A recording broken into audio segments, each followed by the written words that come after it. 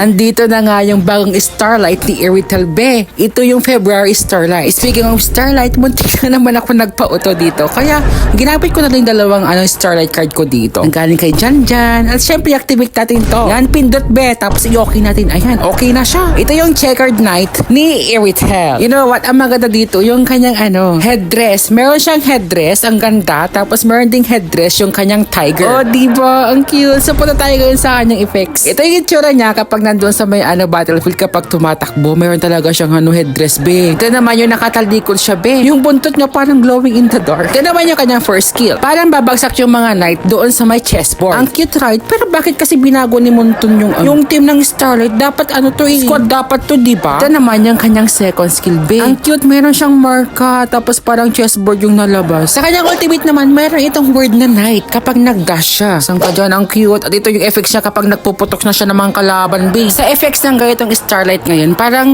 nawala yung pagka-flashy nila. Yung parang trademark ng Starlight skins. Pang squad talaga to eh. So anong masasabi niyo sa bagong Starlight?